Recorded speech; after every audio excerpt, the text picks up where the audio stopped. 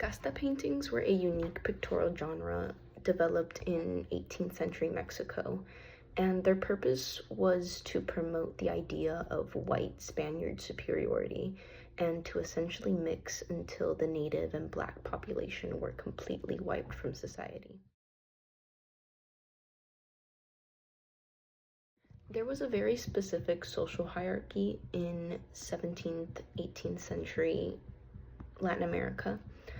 There was the Peninsulares, the Spaniards born in Spain. There was the Criollos, the Spaniards born in the colonies. They had some limitations in access to higher offices, but essentially were very privileged. Then there were the Castizos, the child of a mestizo and a Spaniard. A mestizo was a child of a native and a Spaniard. Castizos had a higher status than mestizos because they were seen as closer to white than mestizos were. Then we have mulattos, who were the child of an African and a Spaniard. They had significantly fewer opportunities than mestizos, but essentially they were still treated horribly.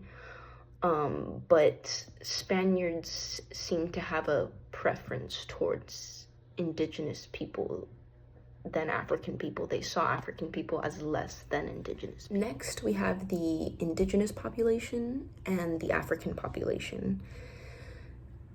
The Spanish hierarchy valued proximity to European ancestry, with those of European descent occupying the highest ranks. They had the best jobs, the best houses. The closer you were to being white, the more power you had in Latin America and Spanish society in general.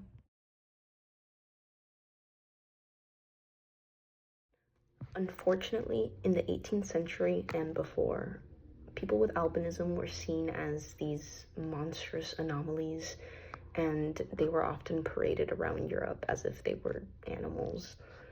And in Cabrera's Casta paintings, people with albinism were connected with having black ancestry.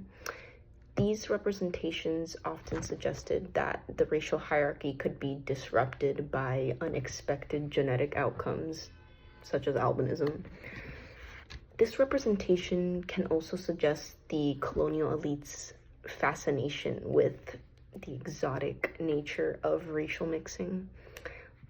People with albinism were depicted in a way that made the average racist European think that they were returning people of color somehow back to their original pure whiteness that they believed in their eyes was closer to God in a way.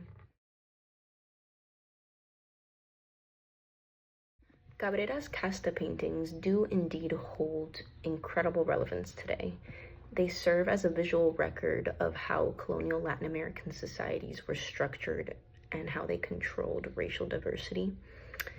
They give a glimpse into the origins of Latin American systematic racism, which can inform modern discussions about how similar structures of inequality persist today.